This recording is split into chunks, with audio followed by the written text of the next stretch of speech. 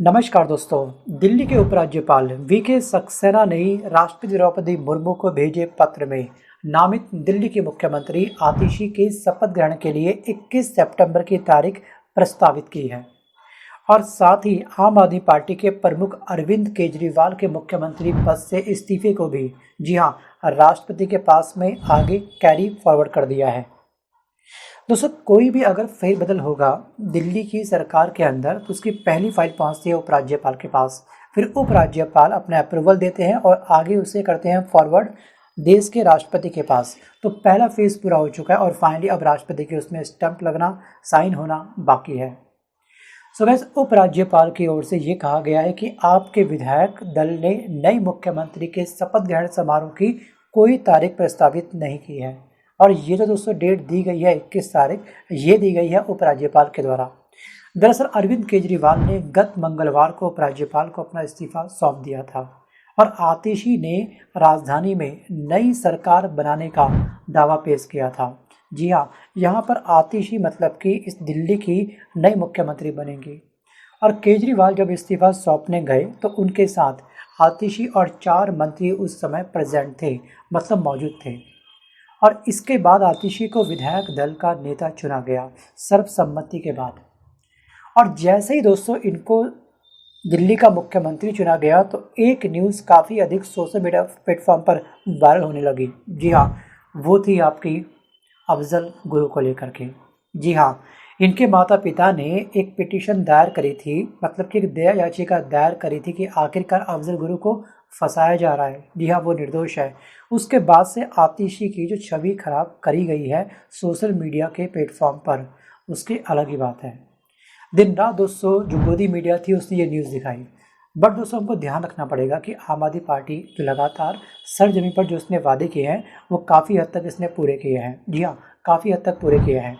भारत की सरजमीं पर पहली एक पार्टी ऐसी है जिसने पहली बार कुछ फ्री लाने का इनिशिएट लिया और इसको देखा था कि अन्य जो पार्टियां होती हैं वो भी कहने की इस चीज़ को फॉलो कर रही है, चाहे वो बिजली को लेकर के हो, पानी को लेकर के हो, मोहल्ला क्लिनिक को लेकर के हो।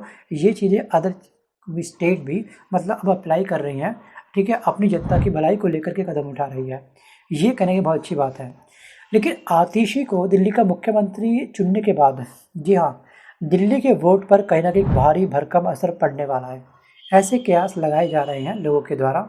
ठीक है, क्योंकि जिन लोगों का ब्रेन वॉश हो चुका है सोशल मीडिया प्लेटफॉर्म पर दिखाई गई न्यूज़ के बाद में, ठीक है, वो कुछ भी कर सकते हैं। बट यहाँ पर अगर इनका एक वोट बैंक हल्का सा डाउन होगा ना, तो एक वोट बैंक ऐसी स्टेटमेंट है जिसकी वजह से इनका वोट बैंक काफ़ी स्ट्रांग हो सकता है। आपको याद होगा कि सुप्रीम कोर्ट ने केजरीवाल को 10 लाख के मुचलके और इतनी ही रकम की 2 जमानत जमा करने की शर्त पर इनको रिहा करने का आदेश दिया था अरविंद केजरीवाल को। और उस समय जस्टिस उज्जवल भुइया इनके पक्ष में बोले थे। इन्होंने ये कहा था कि केजरीवाल की गिरफ्तारी के समय पर सवाल उठाया था उन्होंने सीबीआई से उन्होंने ये कहा था कि भाई ये बात तो हमारी समझ से बिल्कुल परे है कि जब सीबीआई को पिछले 22 माह तक केजरीवाल को गिरफ्तार करने की ज़रूरत महसूस नहीं हुई तो अचानक से उनकी गिरफ्तारी को लेकर के इतनी जल्दबाजी क्यों की गई। ये था बहुत बड़ा क्वेश्चन मार्क। जी हाँ, हमारी केंद्र सरकार को लेकर के, सीबीआई को लेकर के, ईडी को लेकर के। और इन्होंने ये भी कहा कि एक जांच एजेंसी को ईमानदार होने के साथ साथ ईमानदार दिखना भी चाहिए। और ये स्टेटमेंट जी हाँ, जस्टिस उज्जवल भुइया की एक बहुत प्यारी स्टेटमेंट है, बड़ी स्टेटमेंट है, जो शायद आने वाले समय में आम आदमी पार्टी के वोट बैंक को काफ़ी स्ट्रांग कर सकती है। आपको याद होगा कि हर नेता को क्या मिली, तारीख पे तारीख, तारीख पे तारीख, तारीख पे तारीख। जी हाँ, और ये आबकारी नीति से संबंधित जो घोटाला था उससे संबंधित कोई सबूत क्या मिले, 0 पे 0, 0 पे 0, 0 पे 0, मतलब कि नीलबटा सन्नाटा। कुछ नहीं मिला, बस केवल नेताओं को बस पकड़ते गए, जेल में डालते गए, पकड़ते गए, जेल में डालते गए। ये हाल तब हुआ जिस समय लोकसभा चुनाव थे। जी हाँ, कांग्रेस के अकाउंट को फ्रीज कर दिया गया। ठीक है, ना होगा पैसा, ना होगी रैली, ना होगा चुनाव प्रचार, हर तरह से विपक्ष की पार्टी को हैंडीकैप कर दिया गया था। लेकिन कहीं ना कहीं कांग्रेस ने भी अपने इंटरनल अकाउंट से कुछ पैसा निकाल करके चुनाव प्रचार करा और जीत भी काफ़ी अच्छे नंबर से दर्ज करी, अच्छी सीटों से दर्ज करी इन्होंने जीत। अब दोस्तों यहाँ पे आपको क्या लगता है कि आने वाले समय में दिल्ली के अंदर जो आम आदमी पार्टी की जो सरकार बनेगी या फिर हो सकता है शायद, थिंक अबाउट इट, तो आखिरकार आम आदमी पार्टी को इस बार 70 में से कितनी सीटें मिलने की उम्मीद है? अपनी गैसिंग पावर आप मुझे कमेंट करके पक्का बताइएगा। क्या आपको सच में लगता है कि आम आदमी पार्टी दिल्ली से जानी चाहिए, बीजेपी आनी चाहिए, कांग्रेस आनी चाहिए या फिर कोई अदर पार्टी आनी चाहिए? आपके विचार बिल्कुल स्वतंत्र हैं और अपने विचार आप कमेंट में पक्का लिखा करिए प्लीज़, ठीक है। इससे क्या होगा कि इससे आपका जो माइंड होगा वो और अधिक मथेगा, ठीक है। और आपको चलेगा पता आने वाले समय में कि आपकी गैसिंग पावर कितनी स्ट्रांग है और कितनी वीक है शायद। अब फाइनली उपराज्यपाल की तरफ से जो शपथ ग्रहण की दूसरी तारीख रखी गई है वो रखी गई है 21 सितंबर, यानी कि 2 दिन बाद। अब माना यह जा रहा है कि आतिशी 21 सितंबर को शपथ ले सकती हैं, हालांकि आपकी ओर से इस शपथ में कोई बयान जारी नहीं किया गया है। मे भी शायद डेट चेंज भी हो जाए। और दोस्तों, दिल्ली सरकार ने 26 और 27 सितंबर को 2 दिनों का विधानसभा सत्र बुलाया है और आतिशी ने यह भी कहा कि वे अपने कैबिनेट मंत्रियों के नाम बाद में सौंप देगी, क्योंकि अभी आतिशी इस समय बिजी है एक हॉस्पिटल में। जी हाँ, आतिशी सरकार के कामकाज में तेजी लाने के लिए जमीन पर अब उतर चुकी हैं। आपको याद होगा दोस्तों, जिस समय संजय सिंह, मनीष सिसोदिया, अरविंद केजरीवाल जैसे प्रमुख नेता जेल के अंदर कैद थे, जी हाँ, फर्जी केस में जेल के अंदर कैद थे, मैं यही बोलूँगा, उस समय इस आम आदमी पार्टी की पूरी कमान जो थी वो अकेली आतिशी ने संभाली थी। जिस समय सड़ी गर्मी थी, जी हाँ, 51 डिग्री सेंटीग्रेड टेम्परेचर से भी अधिक टेम्परेचर था दिल्ली के अंदर, उस समय ये, ठीक है, पानी की पाइपलाइनों का जायजा ले रही थी। थिंक अबाउट इट, इन्होंने काम तो किया है, मानना पड़ेगा। और यहाँ पर इसके अलावा ये ज़मीनी स्तर पर अब उतर चुकी हैं, रफ्तार इन्होंने काम पे पकड़ ली है। एक दोस्तों, आपको ध्यान होगा कि बुधवार को अभी कुछ समय पहले यानी कि कल के दिन हॉस्पिटल में करोल बाग में मकान गिरने से घायल हुए लोगों से मिलने के लिए ये हॉस्पिटल पहुँचे थे। वो घटना भी आपको याद होगी अच्छे से। अब दोस्तों, यहाँ पर अरविंद केजरीवाल के बारे में अगर हम बात करें तो अगर इन्होंने रिज़ाइन दे दिया, क्या इनको कैबिनेट में जगह मिलेगी? दोस्तों, इस समय इन्होंने जो अपना रिज़ाइन दिया है ये अपनी स्वेच्छा से दिया है, क्योंकि ये इस समय देखना चाहते हैं कि आखिरकार दिल्ली वाले इन्हें सच में पसंद करते हैं या फिर नहीं करते हैं पसंद। क्या दिल्ली वालों का मन खट्टा हो चुका है? दिल्ली वाले, जी हाँ, केजरीवाल साहब ऊब चुके हैं, या फिर वास्तव में जो पहली बार इनकी सरकार बनी थी 70 में से 67 सीटें लाना कोई आम बात नहीं थी। ध्यान रखिएगा, पूरा रिकॉर्ड ब्रेक हुआ था। पूरे के पूरे इंडिया में कोई ऐसा राज्य नहीं था जिसने इतनी बड़ी मात्रा में, इतना परसेंट से, जी हाँ, सीटें हासिल करी हो। 67 सीटें, मतलब ये था कि जो बीजेपी के कार्यकर्ता थे, जो कांग्रेस के कार्यकर्ता थे, वो भी ईवीएम मशीन में जा करके बटन दबा करके आए थे आम आदमी पार्टी का। इसका मतलब ये निकलता है, ठीक है, झंडा उछाओ किसी और पार्टी का, ठीक है, नारे लगाओ किसी और पार्टी के, बट ईवीएम मशीन के सामने, ठीक है, उसमें आपका फुल्ली मत होता है कि आपको किसको वोट देना है और किसको नहीं देना है। और वहीं से पड़ा था बीज, जी हाँ, फ्री की रेवड़ी जिसे कुछ लोग बोलते हैं, वो बांटने का। जिसको लोग फ्री की रेवड़ी बोलते हैं वो वास्तव में एक जनता का हक होता है। जी हाँ, जनता टैक्स पे करती है।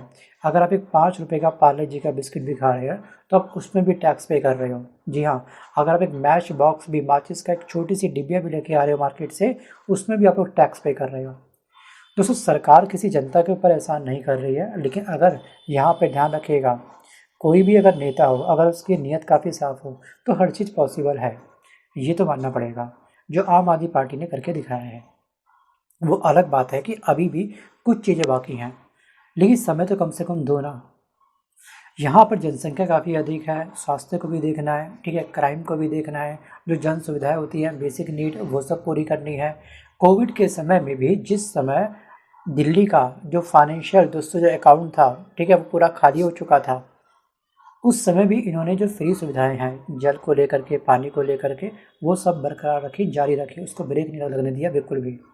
अब आप बोलोगे कि कोविड के समय में तो कैसे हो सकता है अकाउंट खाली? होता है ना, जब दिल्ली में हॉस्पिटल में सब पेशेंट कोविड के भरे पड़े थे। जी हाँ, अदर स्टेट के लोग यहाँ पे आ रहे थे, बट दिल्ली का बजट था केवल मुट्ठी भर, इसी में सारे काम करने थे।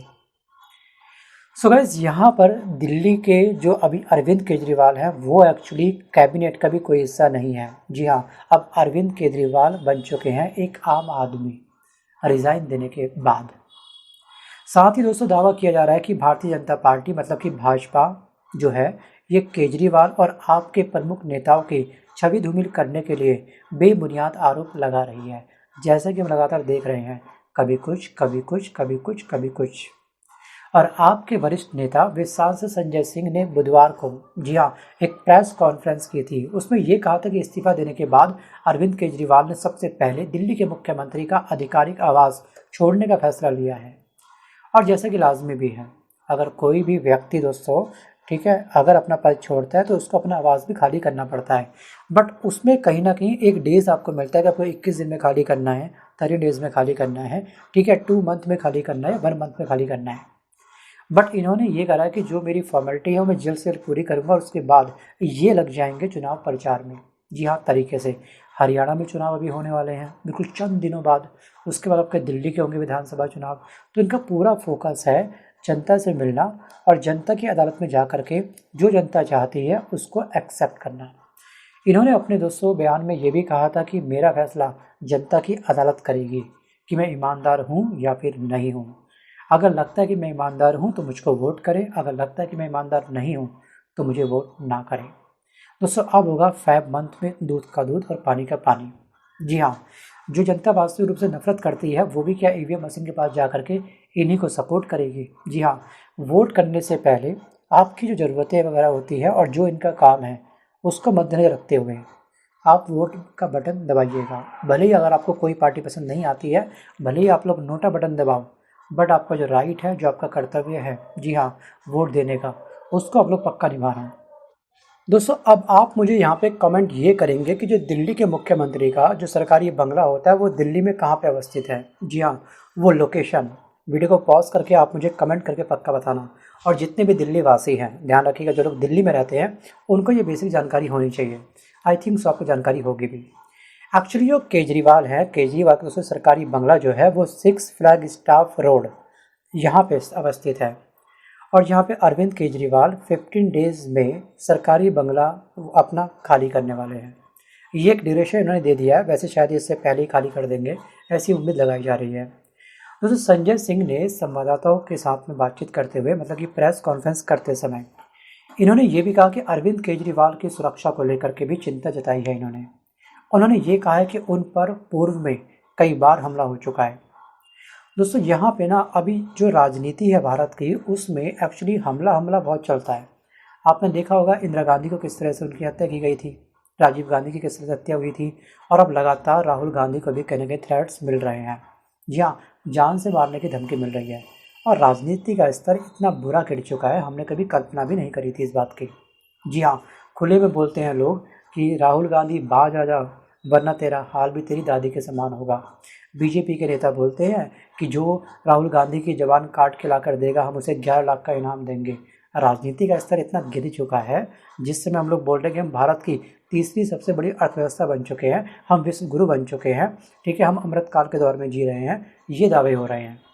लेकिन राजनीति को अगर हम ध्यान से डीप डाइव करेंगे, गहराई में अगर हम जाके देखेंगे ना, इस राजनीति से कहीं ना कहीं आपको भी शायद नफरत हो जाएगी। किसी भी नेता को अपने शब्दों की मर्यादा में रहते हुए ही चुनाव प्रचार करना चाहिए। चुनाव प्रचार का मतलब ये नहीं बस माइक ऑन हुआ तो कुछ भी बोल दोगे किसी के भी खिलाफ, ऐसा कभी नहीं होना चाहिए। और इस चीज़ को मॉनिटर करना चाहिए चुनाव आयोग ने। जी हाँ, चुनाव आयोग ने तुरंत उस नेता को कुछ टाइम के लिए ब्लैक लिस्ट कर देना चाहिए। जी हाँ, 7 डेज़ के लिए, 15 डेज़ के लिए, हमेशा के लिए ये प्रोविज़न रखना चाहिए कहीं ना कहीं। अब यहाँ पे दोस्तों संजय सिंह ने यह भी कहा कि उन पर पूर्व में कई बार हमला हुआ है और उनके बुजुर्ग माता पिता, पत्नी और बच्चे उनकी सुरक्षा को लेकर के काफ़ी चिंतित हैं। जैसा कि लाजमी है, परिवार वाले चिंतित होते भी हैं और होना भी चाहिए। परिवार का अर्थ यही होता है कि एक दूसरे की चिंता करना, एक दूसरे के डर को समझना, बिना शब्दों के बोले। अब संजय सिंह ने यह कहा कि केजरीवाल का कहना है कि वे 6 महीने तक जेल में खूंखार अपराधियों के बीच में रहे हैं, तब भगवान ने उनकी रक्षा की है और आगे भी करते रहेंगे। वो किसी भी प्रकार की कोई भी सिक्योरिटी नहीं चाहते हैं।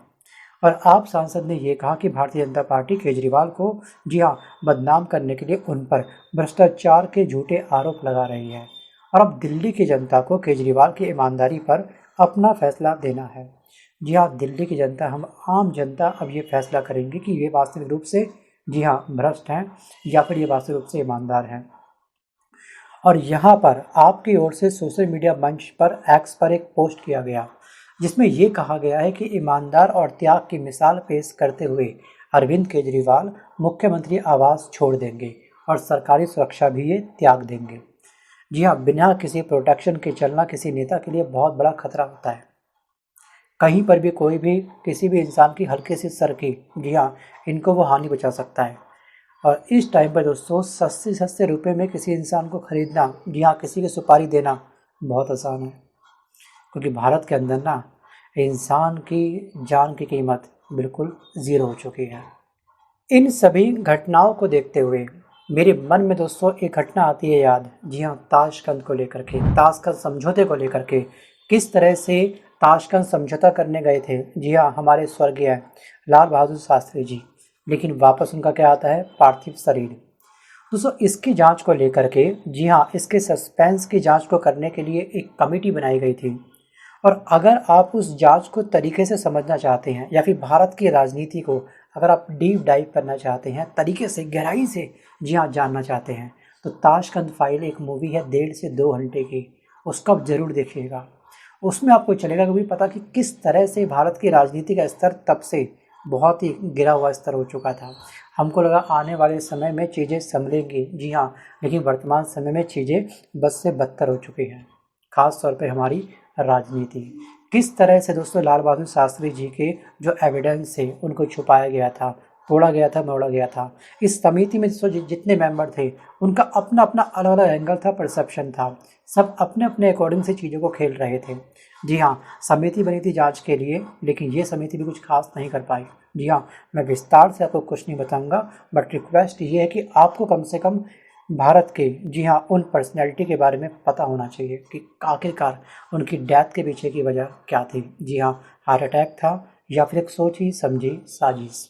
दोस्तों आज के इस वीडियो में बस तो इतना ही। जी हाँ, अब आप मुझे कमेंट करके पक्का बताइएगा, जितने भी सवाल मैंने आपसे पूछे हैं उन सब के जवाब आप मुझे कमेंट पक्का करिएगा। धन्यवाद।